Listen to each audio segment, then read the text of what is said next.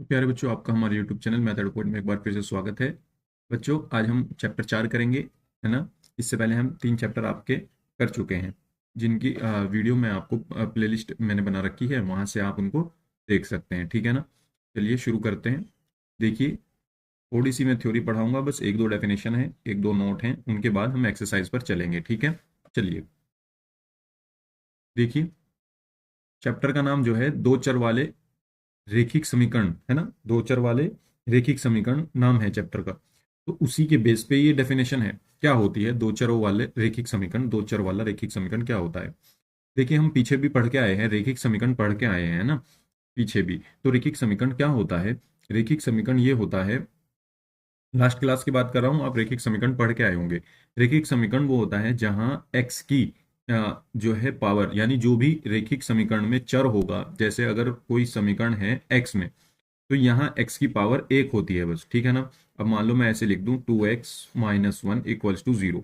तो ये एक रेखिक समीकरण है, लेकिन इसमें एक ही चर है, इस वजह से ये एक एक चर वाला रेखिक समीकरण है। तो वो रेखिक समीकरण होगा। अब इसमें एक ही चर है x, तो ये एक चर वाला रेखिक समीकरण हो गया। अब हम क्या पढ़ने जा रहे हैं, अब हम दो चर वाला रेखिक समीकरण पढ़ने जा रहे हैं। दो चर वाला रेखिक समीकरण, तो दो चर वाले में सिंपल सी बात है, दो ही चर होंगे, है ना। इसकी डेफिनेशन से ही पता चल रहा है कि उसमें दो चर होंगे। तो देखिए, कह रहा है कि ऐसी समीकरण जिसे A X plus B Y plus C बराबर 0, यानी अगर आप इस रूप में उसको लिख सकें, किसी भी समीकरण को अगर इस रूप में लिख सकें, A X plus B Y plus C बराबर 0, और एक्स और वाई की जगह कोई और भी वेरिएबल हो सकते हैं, एस और टी दे सकता है, पी और क्यू दे सकता है, वो उसकी मर्जी है, ठीक है ना। तो कुछ और चर भी हो सकते हैं इनकी जगह, एक्स और वाई की जगह, ठीक है। तो ये फिलहाल जो समीकरण जनरल फॉर्म में हमने ली है, मानक रूप में जो ली है, ये हमने एक्स और वाई रूप में ली है, ठीक है। तो ऐसी समीकरण जिसे हम A X plus B Y plus C बराबर 0 के रूप में व्यक्त किया जा सकता है, या हम लिख सकते हैं, है ना, जिसे इस फॉर्म में लिख सकते हैं, जहां ए बी और सी वास्तविक संख्याएं हैं। ए बी सी कुछ भी हो सकता है वास्तविक संख्याएं, लेकिन वो शून्य नहीं होंगे, ठीक है ना। ए और बी जो होंगे वो शून्य नहीं होंगे, सी शून्य हो सकता है, 0 हो सकता है। तो ऐसी समीकरण को हम क्या लिखेंगे, दो चरों वाला रेखिक समीकरण कहलाएगा ये समीकरण, ठीक है ना। अब जैसे मैं एग्जांपल देता हूं, 5x-3y-4। अब देखो, इसको मैंने इस फॉर्म में लिख दिया ना, ये आपका ए एक्स हो गया, प्लस ये आपका बी वाई हो गया, प्लस ये आपका सी हो गया, और इक्वल टू 0 हो गया। तो देखिए, ए की जगह क्या है 5, तो ये 5 आ गया, ए बराबर 5। बी की जगह क्या है -3, तो ये बी की जगह -3 आ गया। सी की जगह क्या है -4, तो सी की जगह -4 आ गया, ठीक है ना। ऐसी ये है 2x plus 3y minus 4.37 equal to 0। तो इसमें भी अगर आप देखें, तो A X plus B Y plus C बराबर 0 की फॉर्म है ये, है ना। इस रूप में हम इसको लिख सकते हैं, लिखा हुआ है पहले से ही। तो ए बराबर 2 है, बी बराबर 3 है, सी बराबर माइनस के 4.37 है। बस इतना सा काम ये है आपका, ठीक है ना। तो आप दो चर वाले रेखिक समीकरण अब समझ गए होंगे, ठीक है ना, कि दो चर वाले रेखिक समीकरण क्या होते हैं, है ना। अब एक नोट और देखिए, दो चर वाले जितने भी रेखिक समीकरण हैं उनके अपरिमित रूप से अनेक हल होते हैं, ठीक है ना। यानी आप मान लो आपके पास ये जो समीकरण है दो चर वाली, इसके अपरिमित रूप से अनेक हल होंगे, मतलब आप एक्स की अलग अलग वैल्यू पुट करते जाओगे और आपको वाई की अलग अलग वैल्यू मिलती जाएगी, ठीक है ना। तो वो हम आगे देखेंगे, अभी फिलहाल हम क्या करते हैं, आप इसको नोट कर लीजिएगा अपने नोट्स में। चलिए एक्सरसाइज शुरू करते हैं, ठीक है। देखिए एक्सरसाइज, एक नोटबुक की कीमत एक कलम की कीमत से दोगुनी है। पहला क्वेश्चन है आपकी बुक का, एक नोटबुक की कीमत एक कलम की कीमत से दोगुनी है। इस कथन को निरूपित करने के लिए दो चरों वाला एक रेखिक समीकरण लिखिए। बहुत आसान है, बहुत ही ज्यादा आसान है ये। देखो कैसे करेंगे हम इसको। कह रहा है कि एक नोटबुक की कीमत एक कलम की कीमत से दोगुनी है। तो आपको कलम की कीमत पता होगी, तो ही तो नोटबुक की कीमत आप बता पाओगे। उसने कहा है कि कलम की कीमत की दोगुनी है। अब पहले तो मुझे कलम की कीमत माननी पड़ेगी, तो हम क्या करते हैं, माना, या हम दोनों की अलग अलग मान लेते हैं, ठीक है ना। माना नोटबुक की कीमत, क्योंकि हमें दो चरों वाला रेखिक समीकरण बनाना है, माना नोटबुक की कीमत बराबर x रुपए, तथा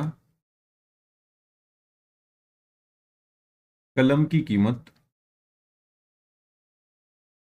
बराबर y रुपए। दोनों की कीमत हमने मान ली। अब अकॉर्डिंग टू क्वेश्चन, तो जो दो चर वाला रैखिक समीकरण बनेगा वो बनेगा। देखो उसने कहा है कि नोटबुक की कीमत, एक तरफ नोटबुक की कीमत लिख दो, एक तरफ कलम की कीमत लिख दो। ठीक है, तो वो कह रहा है कि नोटबुक की कीमत कलम की कीमत से दो गुनी है। तो ये पहले से ही दो गुनी है, ये वाली ये पहले से ही दो गुनी है। तो इनको बराबर करने के लिए मुझे कम वाले की तरफ दो से गुना करनी पड़ेगी, ये कम है ना। कलम की कीमत से दो गुनी है ये वाली, इसकी कीमत, नोटबुक की कीमत। तो कलम की कीमत कम हुई, तो बराबर करने के लिए क्या करूंगा, मैं इधर दो से गुना कर दूंगा। ठीक है ना, इधर मैंने दो से गुना कर दी। आसान है ना। अब देखो ये क्या बन गया, ये बन गया x बराबर 2y, है ना। और इसको इधर लाएंगे तो ये हो जाएगा x माइनस 2y बराबर 0। तो ये आपकी समीकरण बन गई वही वाली, है ना। A X plus B Y plus C, यहाँ सी जीरो होगा, बराबर 0। तो ये आपको दो चर वाली रैखिक समीकरण मिल गई, इसमें दो चर है, एक्स है और वाई है। ठीक है, तो ये हमने इसको दो चर वाले एक रैखिक समीकरण के रूप में लिख दिया। ठीक है ना, ये हमारा आंसर हो जाएगा। उम्मीद करता हूं आप ये क्वेश्चन समझे होंगे। आसान क्वेश्चन है, नहीं समझे तो आप दोबारा से वीडियो पीछे ले जाकर के दोबारा से देखिएगा। ठीक है ना, आपकी इजीली समझ आएगा। चलिए आगे चलते हैं नेक्स्ट क्वेश्चन पर। नेक्स्ट क्वेश्चन कह रहा है कि निम्नलिखित रैखिक समीकरणों को A X plus B Y plus C बराबर 0 के रूप में व्यक्त कीजिए और प्रत्येक स्थिति में ए बी और सी के मान बताइए। तो आपको क्या करना है, पहले तो आपको ये जो फॉर्म दी है, ये जो भी क्वेश्चन दिया है, समीकरण दी है, इसको पहले इसके जैसी बनाओ, है ना। इसके राइट साइड में दाएं पक्ष में जीरो है, तो आपको सबके राइट पक्ष में जीरो बनानी पड़ेगी। ठीक है, तो पहला क्वेश्चन देखते हैं हम। पहला क्वेश्चन, इसने कहा है कि 2x प्लस 3y बराबर 9.35 बार। तो हम क्या करेंगे, इसको पहले इधर लाएंगे, जो भी दाएं पक्ष में है उसको आप बाएं पक्ष में ले आओ। तो ये प्लस का इधर आके माइनस हो जाएगा, 9.35 बार हो जाएगा। ठीक है, और इक्वल्स टू क्या बचेगा, 0 बचेगा। अब इस समीकरण की तुलना A X plus B Y plus C से तुलना करने पर,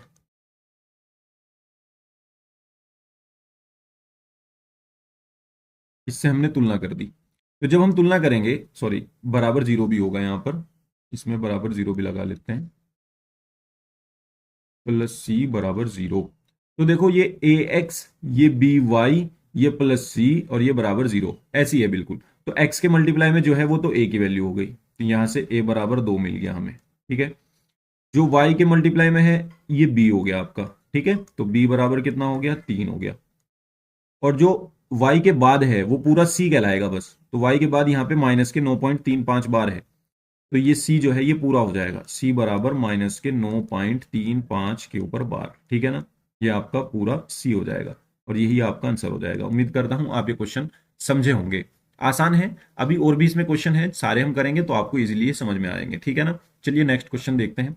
सेकेंड क्वेश्चन, सेकेंड क्वेश्चन कह रहा है X minus Y by 5 minus 10 equals to 0। इसमें पहले ही राइट साइड में जीरो इसने कर रखा है, तो ये आसान है और भी ज्यादा।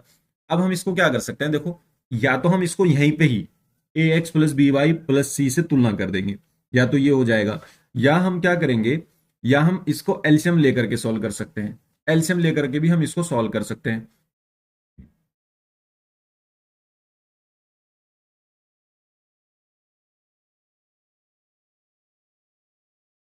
तो हम यहां पर क्या करेंगे, डायरेक्ट तुलना कर देते हैं। ठीक है ना, हम इसकी क्या करेंगे, A X plus B Y plus C बराबर 0 से तुलना करने पर, तुलना करने पर इसकी हमने इससे तुलना कर दी, है ना, कंपेयर कर दिया इसको। तो ए की वैल्यू क्या आई, देखो एक्स के मल्टीप्लाई में जब कुछ नहीं दिख रहा हो तो इसका मतलब वहां पर 1 है, तो ए की वैल्यू तो आ जाएगी यहां पर क्लियर क्लियर 1। ठीक है, बी की वैल्यू क्या आ जाएगी, जो भी वाई के इनटू में दिखेगा, एक तो माइनस दिख रहा है, एक नीचे अपोन में 5 भी दिख रहा है, तो ये 1/5 कहलाएगा। ठीक है ना, तो बी की वैल्यू आ जाएगी माइनस में 1/5। ठीक है, अब सी की वैल्यू देखो, सी की वैल्यू -10 है, बस ये जो पूरी वैल्यू है ना वाई के बाद, ये पूरी सी की वैल्यू है, तो ये -10 हो गई। ठीक है, यहां से आपका क्या हो जाएगा, ये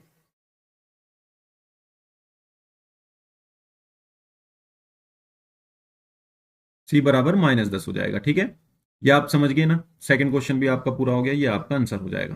अब चलते हैं आगे नेक्स्ट क्वेश्चन पर।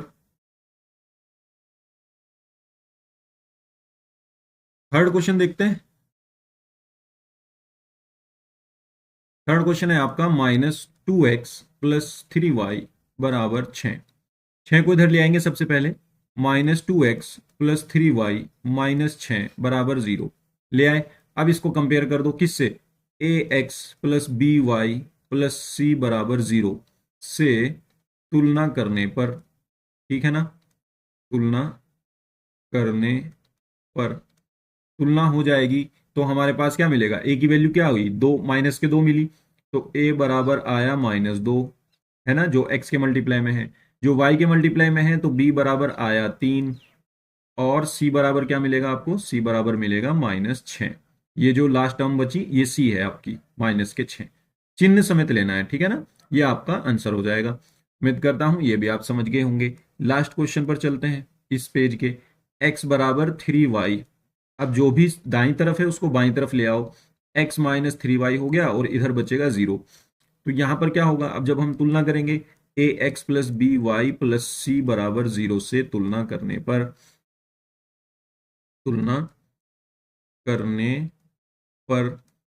तो तुलना करेंगे तो x के मल्टीप्लाई में कुछ नहीं दिख रहा है तो इसका मतलब a बराबर 1 है। अगर x ही ना दिख रहा होता, x ही नहीं दिख रहा होता तो a की वैल्यू 0 होती, ठीक है ना, लेकिन यहां पर a की वैल्यू 0 हो ही नहीं सकती क्योंकि डेफिनेशन में हम ये बात कह के आए थे कि a और b 0 नहीं हो सकते। y के मल्टीप्लाई में ये दिख रहा है b बराबर -3, ठीक है, तो b की वैल्यू क्या आ जाएगी, b बराबर आ जाएगा -3। आगे चलते हैं, c की वैल्यू तो यहां पर दिख ही नहीं रही है तो c की वैल्यू क्या हो जाएगी, 0। जब c की वैल्यू दिखे ही ना तो इसका मतलब वो 0 हो जाएगी, ठीक है। लेकिन x के इंटू में अगर कुछ ना दिखे तो वो a बराबर 1 होगा, ठीक है, वो 0 नहीं होगा। तो ये बात उम्मीद करता हूं आप समझ गए होंगे। चलिए नेक्स्ट पार्ट पर चलते हैं। देखिए फिफ्थ क्वेश्चन आपका क्या कहता है, फिफ्थ पार्ट आपका ये कह रहा है कि 2x बराबर -5y, तो जो दाएं पक्ष में है उसको बाएं तरफ ले आओ तो ये हो जाएगा 2x + 5y बराबर 0। तो इसकी तुलना किससे करेंगे, ax + by + c बराबर 0 से तुलना करने पर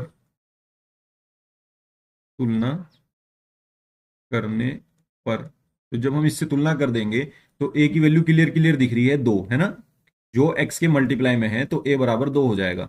तो a की जगह 2 है तो a बराबर 2 हो गया, b की जगह 5 है तो b बराबर 5 हो गया, c की जगह क्या है, c की जगह तो कुछ भी नहीं है तो c बराबर 0, ठीक है ना, ये हमारा आंसर हो गया। उम्मीद करता हूं ये भी आप आसानी से समझे होंगे। आसान क्वेश्चन है बहुत ज्यादा, ठीक है।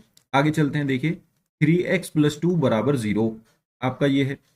अब ये तो पहले से ही उस फॉर्म में है ना, यहाँ पे y तो है ही नहीं, तो y को हम क्या कह सकते हैं, यहाँ पर y को हम 0 कह सकते हैं, सॉरी b को हम क्या कह सकते हैं, b को हम 0 कह सकते हैं कि b 0 हो गया होगा। तो हम इसकी तुलना ax + by + c बराबर 0 से करने पर, अब ये दो चर वाली रैखिक समीकरण नहीं है, अ, से तुलना करने पर, है ना, यहाँ पर तुलना लिख लेना, तुलना करने पर। हाँ मैं कह रहा था कि यहाँ पे x तो दिख रहा है लेकिन y नहीं दिख रहा है आपको, तो यहाँ पे y 0 हो गया, किसकी वजह से, b की वजह से, b 0 रहा होगा इस वजह से y 0 हो गया। लेकिन एक बात और है, जो दो चर वाली रैखिक समीकरण है उसमें b तो 0 हो ही नहीं सकता, तो आपकी ये एक चर वाली रैखिक समीकरण बन गई, ये दो चर वाली रैखिक समीकरण नहीं है, ठीक है ना। तो यहां से आपका क्या हो जाएगा, यहां से आपको इसको हम लिखेंगे a बराबर 3 हो जाएगा, a बराबर 3 x की मल्टीप्लाई में, y की टर्म नहीं दिख रही है तो b बराबर 0 हो जाएगा, जो भी टर्म ना दिख रही हो उसका मतलब उसमें कांस्टेंट 0 हो जाएगा। अब यहाँ पे c की टर्म तो दिख रही है ना तो c बराबर 2, c बराबर 2। आप ये मत कह देना कि b की वैल्यू 2 हो जाएगी क्योंकि इसके मल्टीप्लाई में y नहीं है, तो जब y नहीं है तो ये कांस्टेंट टर्म है, कांस्टेंट टर्म, ठीक है, y वाली 0 हो गई होगी, ठीक है, ये बात समझे, ये हो गया आंसर। आगे चलते हैं, देखिए ये देखते हैं, y - 2 = 0। देखो मैं इसको ऐसे लिख सकता हूं, 0 × x + 1 × y, ये जो y है इसके इंटू में 1 होगा तभी तो, एक की मल्टीप्लाई किसी में भी करोगे तो आपको वही टर्म सेम मिलेगी, ठीक है ना, और -2 = 0। अब इसकी तुलना आप ax + by + c से करो, तुलना करने पर, तो जब हम तुलना कर देंगे तो a की वैल्यू तो क्लियर क्लियर 0 हो गई क्योंकि x के इंटू में तो कुछ नहीं है, 0 है। और बी की वैल्यू क्या आ जाएगी, 1 आ जाएगी, और सी की वैल्यू क्या आ जाएगी, -2 आ जाएगी। ठीक है, ये आंसर हो जाएगा। बहुत आसान है। आगे चलते हैं। 5 बराबर 2x। तो एक काम करते हैं, 2x को इधर ले आते हैं। क्या हो जाएगा, ये माइनस के 2x हो जाएगा इधर आके, तो ये माइनस के 2x हो गया, और इधर प्लस के 5 पहले से ही रखा है और इक्वल टू 0 हो गया। अब देखो इसमें y की टर्म नहीं है, तो y की टर्म को हम ऐसे लिख सकते हैं, +0y और प्लस में 5 इक्वल्स टू 0। अब देखो, 0 की किसी में भी मल्टीप्लाई करते हैं तो वो 0 हो जाती है। तो ये 0 हो गया था यहाँ पे, इस वजह से दिख नहीं रहा था। जैसे यहाँ पे ऊपर ये 0 हो गया था, इस वजह से यहाँ पे ये दिख नहीं रहा था, है ना। लेकिन हमने आसान बनाने के लिए, कंपेयरिंग को आसान बनाने के लिए, जो हम तुलना करेंगे उसको आसान बनाने के लिए, हमने ये वाली टर्म फिर भी लिख ली। अब हम ax plus B Y plus C से तुलना करेंगे, से तुलना करने पर, तो जब हम तुलना करेंगे तो देखो x के मल्टीप्लाई में यहाँ पे -2 दिख रहा है, तो a की वैल्यू हो जाएगी -2। ठीक है, b की वैल्यू क्या हो जाएगी, 0 हो जाएगी, दिख रहा होगा आपको, y के मल्टीप्लाई में 0 रखा हुआ है। और जो लास्ट टर्म बची c बराबर, वो हो जाएगा 5। ठीक है ना, यहाँ से आपका आंसर आ जाएगा। और इसी इसी के साथ आपकी एक्सरसाइज कंप्लीट होती है। ठीक है, बहुत आसान एक्सरसाइज है, बहुत ही ज़्यादा आसान है। ठीक है, तो आप इसको इजीली कर पाएंगे। अगर फिर भी कोई डाउट बच रहा हो तो आप कमेंट में पूछ सकते हैं। ठीक है, तो चलिए मिलते हैं नेक्स्ट वीडियो में। आज के लिए बस इतना ही। Thank you. और हाँ, इसकी जो पीडीएफ आपको मिलेगी क्लास नोट्स की, वो पीडीएफ आपको कहाँ पे मिलेगी, टेलीग्राम ग्रुप में। टेलीग्राम ग्रुप में मिलेगी। ये टेलीग्राम ग्रुप का नाम है मेथड पॉइंट, और डिस्क्रिप्शन में उसकी लिंक है चैनल की, तो आप वहां से जाकर के टेलीग्राम ग्रुप ज्वाइन कर सकते हैं और वहां से ये पीडीएफ ले सकते हैं। ठीक है ना, तो मिलते हैं नेक्स्ट वीडियो में। Thank you.